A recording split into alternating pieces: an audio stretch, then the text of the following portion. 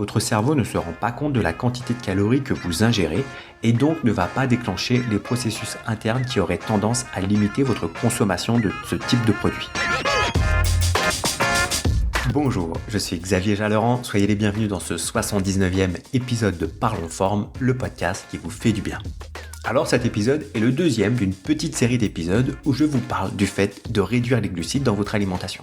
Cette semaine, nous allons passer en revue un certain nombre de familles d'aliments que vous devriez largement réduire ou carrément mettre de côté si vous voulez limiter votre consommation de glucides au quotidien. Mais avant d'aller plus loin, j'ai juste 2 points à vous préciser. Le premier, c'est que vous pouvez accéder aux notes et à la retranscription écrite complète de cet épisode en vous rendant sur la page extraform.fr/79, le nombre 79 comme le numéro de cet épisode. Et le deuxième, c'est tout simplement que si vous appréciez ce podcast et que vous voulez m'aider à le faire connaître, alors le plus simple et le plus efficace est de mettre une note 5 étoiles et un commentaire sur votre plateforme d'écoute favorite, en particulier sur iTunes ou Apple Podcast. C'est rapide à faire de votre côté et c'est très important pour moi pour donner un maximum de visibilité à ce podcast et au message qu'il contient. Donc allez-y maintenant, tant que vous y pensez, mettez cet épisode en pause et faites votre bonne action du jour. Donc passons maintenant au sujet de cet épisode. En général, quand on veut réduire sa consommation de glucides, c'est le plus souvent pour perdre du poids, avoir un meilleur contrôle de sa glycémie, gagner en énergie, réduire voire inverser un syndrome métabolique ou un diabète de type 2 ou encore pour améliorer d'autres soucis de santé. La semaine dernière, je vous ai partagé 6 erreurs à éviter quand vous décidez de réduire votre consommation de glucides. Et parmi ces erreurs, la numéro 2 était de ne pas suffisamment lire les étiquettes. Car au final, il est assez évident que si on veut réduire sa consommation de sucre et de glucides en général, alors on va éviter de consommer tout ce qui est riche en sucre ou qui a un goût sucré, comme des sodas, des gâteaux, des bonbons, des glaces, etc. Cependant, au-delà de ces aliments qui sont assez logiques et faciles à identifier, il y en a d'autres qui sont parfois plus difficiles à débusquer, surtout quand ceux-ci sont réputés comme sains, bons pour la santé et devant absolument faire partie d'une alimentation équilibrée. Pourtant, malgré toutes ces qualités, s'ils entraînent un apport important en glucides, alors ils peuvent tout à fait ruiner les efforts que vous faites pour améliorer votre alimentation. Donc, pour ne plus vous tromper, passons en revue 13 aliments ou familles d'aliments que vous devriez supprimer ou limiter dans le cadre d'une alimentation pauvre en glucides. Première famille, le pain et les céréales. Le pain est un aliment de base dans de nombreuses cultures. En France en particulier, c'est limite une religion. La baguette quotidienne est indispensable dans de très nombreuses familles et il est souvent impensable pour de nombreuses personnes de faire un repas sans manger du pain.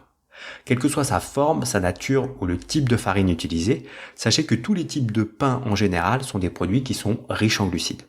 Et même si vous optez pour des pains complets, certes ils sont plus intéressants car plus riches en fibres, mais cela n'enlève rien le fait qu'ils contiennent beaucoup de glucides.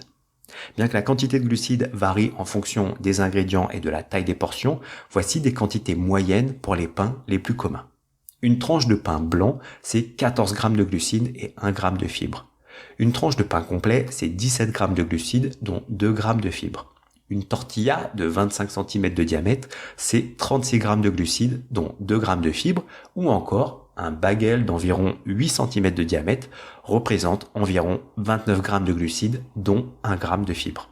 Donc en prenant conscience de ça et en fonction de votre objectif en termes de consommation de glucides au quotidien, il est assez clair que le simple fait de manger un sandwich par exemple peut déjà vous rapprocher rapidement de votre limite quotidienne, voire la dépasser. Donc si vous voulez quand même continuer à manger du pain, ou en tout cas ce qui peut s'en rapprocher, alors la solution est de le préparer vous-même avec des aliments moins riches en glucides ou ayant un indice glycémique bien plus bas. D'une façon générale, la plupart des céréales, comme le riz, le blé ou encore l'avoine, sont aussi riches en glucides et doivent être limitées, sinon évitées, dans le cadre d'un régime pauvre en glucides. Deuxième famille, certains types de fruits. Dans l'absolu, il n'y a aucun débat sur le fait que les fruits et les légumes doivent faire partie de votre alimentation. Il existe un véritable lien entre une forte consommation de fruits et de légumes et un risque réduit de cancer et de maladies cardiovasculaires. Cependant, beaucoup de fruits sont tout de même riches en sucre et peuvent ne pas convenir dans le cadre d'une alimentation pauvre en glucides. Une portion classique de fruits est d'environ 120 grammes. Par exemple, une petite pomme contient 21 grammes de glucides. Si vous décidez de réduire vos apports, c'est alors une bonne idée d'éviter totalement certains fruits, surtout les plus sucrés ou encore les fruits secs qui contiennent beaucoup de sucre. Une banane de taille moyenne représente 27 grammes de glucides. Lorsque vous mangez 100 grammes de dattes, vous ingérez 75 grammes de glucides. 100 grammes de raisin, c'est environ 17 grammes de glucides et 50 grammes de raisin sec, c'est presque 40 grammes de glucides. Ou encore, si vous consommez 100 grammes de mangue, alors cela va vous apporter 15 grammes de glucides. Les baies et la plupart des fruits rouges sont en général plus pauvres en sucre et plus riches en fibres que les autres fruits. Par conséquent, de petites quantités, environ 50 grammes, peuvent être consommées, y compris dans le cadre d'un régime très faible en glucides. Troisième famille, certains légumes et féculents. La plupart des régimes alimentaires permettent une consommation illimitée de légumes faibles en glucides, comme les haricots verts, la salade, les différents types de choux, les courgettes, les aubergines, etc. Moi-même, je vous encourage largement à remplir vos assiettes avec ce type de produits car ils sont riches en fibres qui sont une aide indéniable pour contrôler votre poids et réduire votre production d'insuline. De plus, ils vous apportent de nombreuses vitamines et minéraux qui sont indispensables au bon fonctionnement de votre organisme. Cependant, il existe aussi des légumes qui sont riches en amidon et qui contiennent davantage de glucides que de fibres. Donc, pour ne pas consommer trop de glucides, vous devriez éviter certains légumes et féculents comme le maïs, les pommes de terre, les ignames, le manioc ou encore les patates douces ou la betterave. Quatrième famille d'aliments, les pâtes. On est d'accord, un plat de pâtes, c'est accessible à tous les budgets, c'est bon et le nombre de recettes est illimité. Mais bon, il faut aussi accepter cette triste réalité, les pâtes, c'est riche en glucides. En moyenne, 100 grammes de pâtes cuites, c'est environ 30 grammes de glucides, dont seulement 1,8 g de fibres. Opter pour des pâtes au blé complet n'apporte qu'une légère amélioration, mais ça ne les rend pas compatibles avec une alimentation faible en glucides. Donc définitivement, ce n'est vraiment pas une bonne idée de manger une assiette complète de spaghettis ou tout autre type de pâte. La solution est éventuellement d'en manger dans une petite assiette ou une petite portion, mais cette option est rarement réaliste pour la plupart des personnes. Toutefois, tout espoir n'est pas perdu. Si vous voulez retrouver l'esprit ou la texture des pâtes, eh bien deux options sont parfaitement possibles. La première est de vous préparer des nouilles de légumes avec un spiraliseur. La deuxième option, eh bien, c'est d'opter pour des pâtes de konjac qui sont faibles en calories et en glucides et qui sont riches en fibres et sans matière grasse. Clairement, ces deux options ne vont pas vous permettre de retrouver à 100% la sensation que vous avez lorsque vous mangez des pâtes, mais pour avoir déjà testé les deux, eh bien je vous confirme tout de même que ce sont deux alternatives tout à fait acceptables et intéressantes et qui permettent de prendre du plaisir lors de vos repas. Famille numéro 5, les céréales du petit déjeuner. Il est bien connu que les céréales sucrées du petit déjeuner apportent beaucoup de glucides. Cependant, vous pourriez être surpris par le taux contenu dans les céréales dites diététiques. Par exemple, une portion de 90 grammes de flocons d'avoine cuits, qu'ils soient broyés ou entiers, eh bien contient 32 grammes de glucides. L'avoine concassée est moins transformée que les autres types de flocons d'avoine et elle est généralement vue comme une option plus saine. Cependant, une portion de 45 grammes d'avoine cuite contient 29 grammes de glucides. Les céréales complètes ont tendance à être encore plus chargées. Donc, tout dépend de votre objectif personnel en matière de consommation de glucides, mais gardez en tête qu'un seul bol de céréales, et sans même prendre une énorme portion, peut facilement vous faire dépasser votre limite. Sans même parler du lait qui bien souvent les accompagne. Sixième famille, la bière. Il est tout à fait possible de boire de l'alcool lorsque l'on veut suivre un régime faible en glucides. Par exemple, un vin sec contiendra très peu de glucides, quand un spiritueux n'en contient pas du tout. Cependant, la bière a une très haute teneur en sucre. Une canette de bière apporte 13 grammes de glucides en moyenne. Même la bière légère contient 6 grammes de sucre par canette. En plus de cela, plusieurs études tendent à démontrer que le sucre liquide favorise la prise de poids davantage que les glucides qui viennent d'une alimentation solide. Ce serait notamment dû au fait que les glucides liquides ne sont pas aussi nourrissants que les aliments solides et semblent ne pas autant satisfaire l'appétit. Famille numéro 7, les yaourts sucrés. Le yaourt est un aliment savoureux, assez universel et facile à consommer. Et bien que les yaourts nature soient assez pauvres en glucides, de nombreuses personnes ont tendance à le manger aromatisé aux fruits, sucré, allégé ou bien sans matière grasse. À titre d'exemple, un yaourt sucré de 125 grammes contient 13,5 grammes de glucides. Et même un yaourt aux fruits 0% de matière grasse peut contenir jusqu'à 10 grammes de glucides par pot. Donc pour continuer à manger ce type de produit, vous pouvez donc envisager et privilégier les options suivantes. Un yaourt nature, ou un yaourt à la grecque, ou encore du fromage blanc que vous pouvez manger accompagné de baies comme des myrtilles ou des framboises, d'oléagineux comme des noix, des amandes ou des noisettes, ou encore que vous pouvez assaisonner entre guillemets avec des épices comme de la cannelle ou de la muscade. Bien évidemment, vous pouvez aussi combiner ces options pour vous faire un dessert ou un encas particulièrement gourmand et qui reste faible en glucides. 8e famille, les jus de fruits et de légumes. On a parlé des fruits entiers un peu plus tôt, mais je crois qu'il est tout de même intéressant de faire le point concernant les jus de fruits, car ceux-ci bénéficient d'une image plutôt positive auprès de l'opinion publique, alors qu'en réalité, ils ne sont pas beaucoup plus recommandables que des sirops et autres sodas. En fait, il y a plusieurs points qui posent problème dans le fait de boire des jus de fruits plutôt que de manger un fruit entier.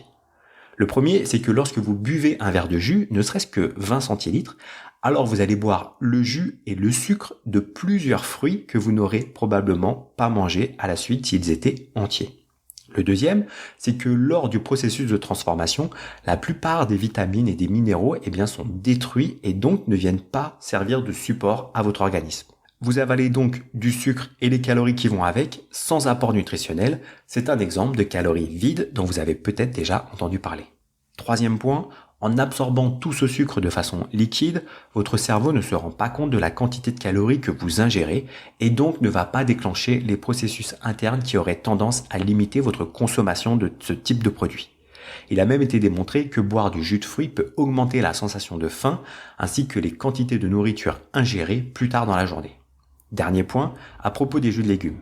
Très clairement, ils sont bien plus recommandables que les jus de fruits et autres smoothies. Mais là encore, à condition de les réaliser avec une grosse majorité de légumes. Au moins 80% de légumes. Et si vous prenez des légumes, faites en sorte qu'ils ne soient pas trop riches en glucides. Typiquement, la carotte, qui est un ingrédient qui revient souvent dans les jus de légumes, c'est 7 grammes de glucides pour 100 grammes de carottes. Alors oui, c'est bien mieux que si vous preniez une pomme ou une banane, mais encore une fois, dans le cadre d'une alimentation faible en glucides, ça peut vite, très vite monter, donc soyez vigilants. Famille numéro 9, les sauces salades qui sont allégées en graisse. On a vu que manger des légumes faibles en glucides est une bonne option pour faire le plein de fibres, de minéraux et de vitamines. Et parmi ces légumes, tous les types de salades sont recommandés. Cependant, qui dit salade dit souvent sauce. Et dans ce cas, attention. Les sauces vinaigrettes du commerce, et en particulier celles qui sont marquées comme light ou allégées, ajoutent souvent une bonne quantité de glucides dans votre assiette. Donc sur ce sujet, soyez aussi vigilants. Surtout que si vous limitez votre consommation de glucides, alors vous ne devez surtout pas avoir peur de consommer plus de lipides, plus de bonne graisse. Donc dans ce cas, préparez-vous une bonne vinaigrette maison qui peut simplement être composée d'huile d'olive, de vinaigre balsamique, de moutarde, de jus de citron, d'ail, de sel et de poivre par exemple. Ou sinon, vous pouvez parfaitement trouver d'autres recettes qui sont plus crémeuses ou riches en bonne graisse. Famille numéro 10, les haricots secs et les légumineuses. Les haricots et les légumineuses sont des aliments très nutritifs. Ils amènent beaucoup de bénéfices pour la santé. Par exemple, ils réduisent l'inflammation métabolique ainsi que le risque de maladie cardiaque. Mais bien que riches en fibres, ils contiennent également leur lot de glucides. Donc, en fonction de votre objectif, il sera sûrement nécessaire de réduire vos portions quotidiennes d'haricots et de légumineuses. Voici quelques exemples pour que vous vous fassiez une idée. Ces valeurs correspondent à vos apports si vous consommez 100 g du produit en question. 100 g de lentilles, c'est 20 g de glucides. 100 g de haricots noirs ou rouges, c'est 21 g de glucides. 100 g de pois chiches, c'est 61 g de glucides. 100 g de lentilles corail, c'est 12 g de glucides. Donc comme vous pouvez le constater, en fonction du type de haricots ou de légumineuses que vous choisissez, l'apport en glucides peut grandement varier. Donc là encore, pensez à lire les étiquettes avant de faire vos achats ou de remplir votre assiette. Famille numéro 11, le sucre sous toutes ses formes. Vous savez déjà sûrement que les aliments qui sont riches en sucre, comme les gâteaux secs, les pâtisseries ou encore les sucreries, ne sont pas recommandés dans le cadre d'une alimentation pauvre en glucides. Cependant, ce n'est pas forcément aussi clair en ce qui concerne les sucres naturels qui semblent parfois un meilleur choix que le sucre blanc que l'on connaît tous. Mais dans les faits, c'est loin d'être aussi évident et donc autant que possible éviter tous les types de sucres ou de produits sucrants qui sont tous très riches en glucides. Même s'ils sont naturels, bio et non transformés, dans une optique de limitation des apports en glucides, ils peuvent littéralement faire exploser votre consommation si vous les ajoutez dans des recettes maison par exemple. Alors bien entendu, je ne dis pas qu'ils sont mauvais ou interdits, mais tout est une question de proportion par rapport à la quantité de produits que vous incluez dans la recette ou à la quantité que vous allez consommer ensuite. À vous de voir ce qui est acceptable pour vous. Famille numéro 12, les chips et les biscuits apéritifs. Quand on mange des chips ou des gâteaux apéritifs qui sont en général bien salés, ça ne coule pas de source que ceux-ci puissent être riches en glucides. Mais au final, comme ils sont produits dans la plupart des cas à partir de farine de blé, alors la conclusion est la même que pour le pain, les céréales ou encore les pâtes, ce sont des produits qui contiennent beaucoup de glucides. Et quand on sait qu'il est très facile d'en manger sans faire trop attention ou sans avoir vraiment faim, alors c'est un piège facile dans lequel tomber, mais ce ne sera pas votre cas, car vous avez écouté ce podcast et maintenant vous êtes prévenus. Enfin, 13e et dernière famille, les produits sans gluten qui sont tout prêts. Pour résumer, le gluten c'est une protéine que l'on retrouve dans certaines céréales comme le blé, l'orge ou le seigle. Les régimes sans gluten ont gagné en popularité depuis quelques années car il semblerait qu'il y ait de plus en plus de personnes qui prennent conscience du fait qu'elles sont sensibles ou intolérantes à cette protéine. Si c'est le cas, cela peut entraîner l'apparition d'une inflammation chronique de l'organisme et des intestins en particulier et ainsi contribuer à l'apparition de nombreux symptômes et autres maladies auto-immunes. Il est donc recommandé pour ces personnes de consommer des produits sans gluten. Et aujourd'hui, on retrouve dans les rayons des supermarchés et autres magasins bio l'équivalent pour la plupart des produits avec gluten. On peut donc parler du pain, des gâteaux, des pâtes, etc. Alors on pourrait penser que ces produits n'étant pas réalisés à partir de farine de blé, alors ils sont moins riches en glucides. Sauf qu'en réalité, c'est rarement le cas et cela pour deux raisons. La première, c'est que ces produits sont certes réalisés avec des farines qui ne contiennent pas de gluten, mais pour autant, ça reste des farines ou des fécules qui sont riches en glucides.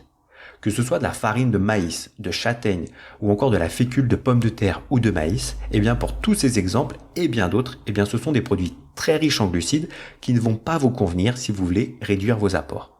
Le deuxième point, c'est que bien souvent, ces produits sont enrichis entre guillemets en sucre par rapport à leur équivalent avec gluten car cela permet de rehausser le goût qui serait un peu plus fade par défaut.